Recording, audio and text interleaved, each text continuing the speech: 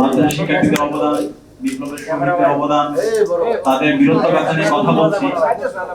ঠিক সেই সময়ে বাংলাদেশের বিভিন্ন ক্যাম্পাসগুলোতে, শিক্ষাঙ্গনগুলোতে যখন শিক্ষার্থীরা ছাত্র সংসদ এবং ছাত্র শিবিরের উদ্যোগে জুলাই নিয়ে বিভিন্ন প্রোগ্রাম হচ্ছে, সেই প্রোগ্রামগুলোতে এর আগে ফেসিবাদী সময়ে ছাত্রলীগের সন্ত্রাসীরা যেভাবে শিক্ষার্থীদের উপর ন্যাক্কারজনক হামলা করতো, ঠিক একই কায়দায়, তার ছেড়ে বর্বরচিত কায়দায় আজকে নব্য ফেসিস ছাত্র দলের সন্ত্রাসীরা শিক্ষার্থীদের উপর হামলা করছে। আমরা দেখতে পেয়েছি আজকে কিছুক্ষণ আগে জগন্নাথ বিশ্ববিদ্যালয়ে জুলাইয়ের একটি প্রোগ্রামে জগন্নাথ বিশ্ববিদ্যালয় কেন্দ্রীয় ছাত্র সংসদ, যশোর ভিপি, জিএস সহ নির্বাচিত প্রতিনিধি, ইনকিলাব মঞ্চ, ছাত্র শক্তি, সাংবাদিক এবং বিশ্ববিদ্যালয়ের শিক্ষক, সাধারণ শিক্ষার্থীদের উপর এই ছাত্র দলের সন্ত্রাসীরা বর্বরচিত হামলা করেছে। যে ছাত্র দলের সন্ত্রাসীরা হামলা করছে কেউ ছাত্র নয়, ওই সব অছাত্র। 15 বছর 20 বছর ধরে তারা বিশ্ববিদ্যালয় ক্যাম্পাসগুলো তারা দখল করে রাখছে এবং ওই সন্ত্রাসীরা কয়েকদিন আগে একটা হাসপাতালের ওয়াশরুমে পালিয়েছিল, ওইখানে গিয়ে টেন্ডারবাজি করতে। এরা নাকি ছাত্র। আমরা গতকালকে দেখতে পেয়েছি বেগম রোকেয়া বিশ্ববিদ্যালয়, শহীদ আবু সাঈদের বিশ্ববিদ্যালয়, সেই বিশ্ববিদ্যালয়ে ছাত্র শিবিরের জুলাই নিয়ে প্রোগ্রামে এই ছাত্র দলের সন্ত্রাসীরা প্রথমে গিয়ে হামলা করে এবং পরবর্তীতে ক্যাম্পাসে একটা ভীতিকর পরিস্থিতি তারা তৈরি করেছিল। আমরা একই সাথে শুনতে পেয়েছি ঢাকা আলিয়া মাদ্রাসায়, যে মাদ্রাসা শিক্ষার্থীদের জুলাই বিপ্লব অগ্রণী ভূমিকা পালন করেছে, সেই ঢাকা আলিয়া মাদ্রাসায় নিয়মিত শিক্ষার্থীদেরকে বের করে দিয়ে তারেক জিয়ার গুন্ডা বাহিনী ছাত্রদল শিক্ষার্থীদেরকে হল থেকে বের করে দিয়ে সেখানে তালা মেরে অছাত্র কুছাত্রদেরকে তারা হলে তোলার জন্য পয়তারা করছে। এবং এই সাথে আমরা দেখতে পেয়েছি ঢাকা কলেজে আজকে সেই দুপুর আমাদের জুলাইয়ের একটা প্রোগ্রাম চলছে, সেই প্রোগ্রামে ঢাকা কলেজ ছাত্র শিবিরের অফিস সম্পাদক তার উপর বর্বরচিত হামলা হয় এবং সেই জুলাইয়ের প্রোগ্রামটা তারা বানচাল করে দেয়। এই ছাত্র দলের মধ্যে আমরা ছাত্রলীগের প্রতিচ্ছবি দেখতে পাচ্ছি। আর জুলাইয়ের প্রোগ্রাম তোদের এত ভয় কিসের? এই ছাত্র দলের সন্ত্রাসীরা, এই বর্তমান সরকার, বর্তমান তারেক জিয়া সরকার, তারা জুলাইকে ধারণ করে না, তারা জুলাইয়ের শহীদদেরকে ভয় পায়, শহীদ পরিবারকে ভয় পায়। আমরা দেখেছি 18 জুলাই যখন এদেশের মুক্তিকামী ছাত্র জনতা রাজপথে নেমেছিল, মাদ্রাসা শিক্ষার্থীরা যখন রাজপথে নেমেছিল, প্রাইভেট বিশ্ববিদ্যালয়ে আমার ভাই বোনরা যখন রাজপথে নেমে জীবন দিচ্ছিল, সেই সময়ে এই বিএনপির মির্জা ফখরুল ইসলাম আলমগীর কি বলেছেন সেটা আমরা জানি। সেদিন বলেছে ছাত্রদের যে আন্দোলন সেটা সেটা আমরা নাই। তারা এই জুলাই বিপ্লবকে ধারণ করে না। 16 বছর তারা ঈদের পর আন্দোলনের নামে এই ফেসিবাদী শক্তির সাথে আপোষ করার মাধ্যমে এই বাংলার মানুষদেরকে, আমাদেরকে এই ফেসিবাদের মধ্য দিয়ে যেতে তারা এই ফেসিবাদীকে সহায়তা করেছে। আমাদের নেতৃবৃন্দ শহীদ হয়েছে, জীবন দিয়েছে। সেই 13-14 সাল আমরা দেখতে পেয়েছি যখন তাদের নেত্রী মার্চ ফর ডেমোক্রেসির ঘোষণা দিয়েছিল, তারা সবাই আপোষ করে ঘরে বসেছিল। আমাদের নেতৃবৃন্দ, আমাদের কর্মীরা, শহীদ মনসুররা রাজপথে নেমে জীবন দিয়েছে, তারা একটা বালকটা সরাতে পারেনি।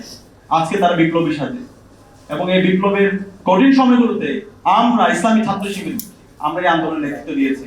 কঠিন সময় যখন সবাই আপোষের কথা বলেছে, ক্যাম্পাস খোলার কথা বলেছে, সেই সময়ে শহীদদের আত্মত্যাগের মাধ্যমে আল্লাহর সাহায্যে সেই 19 জুলাই থেকে 1 আগস্ট পর্যন্ত প্রথম সারির সমন্বয়করণ উপস্থিতিতে ইসলামী ছাত্র শিবিরের দায়িত্বশীল জনশক্তিরা আমরাই এই আন্দোলনকে সফলতার ধারবান্ধে নিয়ে গেছি।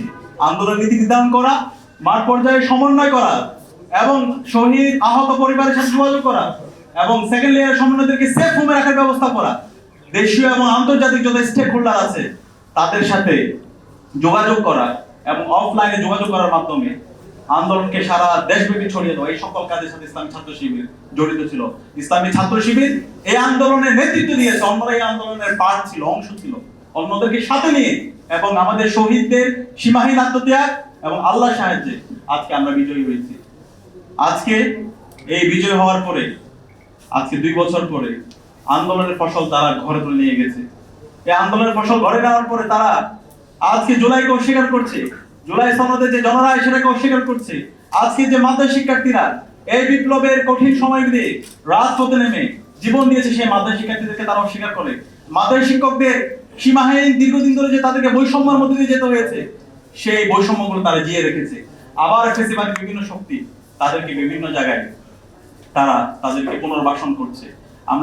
আমরা বর্তমান সরকার, তারেক যে সরকারকে আমরা অনুরোধ করব আপনি এমন কোনো কাজ করবেন না যেটার মাধ্যমে এই জাতি আপনাদেরকে আজীবন ঘৃণা করে।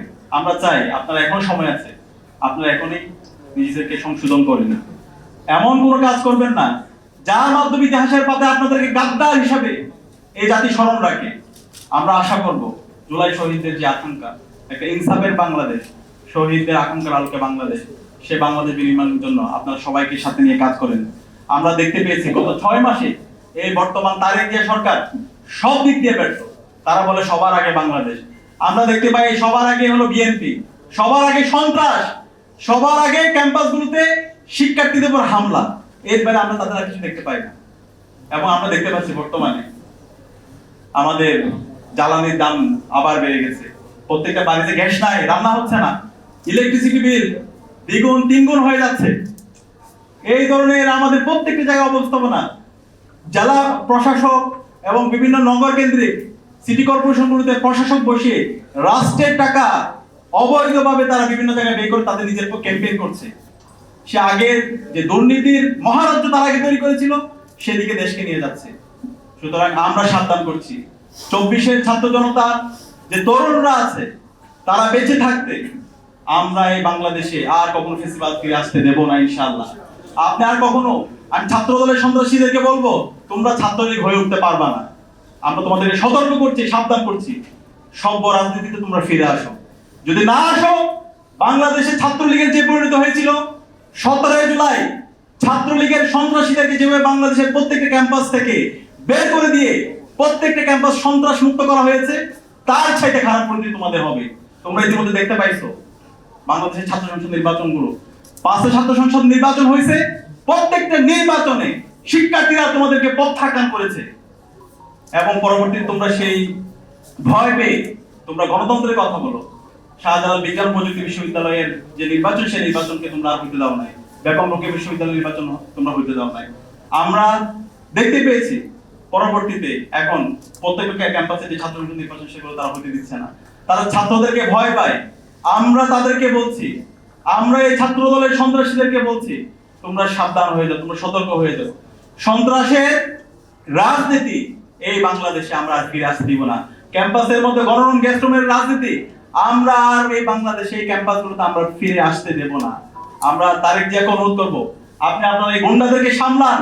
আমরা মন্ত্রীদেরকে আহ্বান করব, এই যারা গুন্ডা আছে সেই গুন্ডাদেরকে সামলান। যারা এই হামলার সাথে জড়িত আছে, এই হামলার সাথে জড়িত প্রত্যেককে আইনের আওতায় নিয়ে আসেন। তারা আপনাদেরকে গর্ত ফেলানোর জন্য তারা প্রস্তুতি নিচ্ছে। সুতরাং এরা হচ্ছে আপনাদের শত্রু।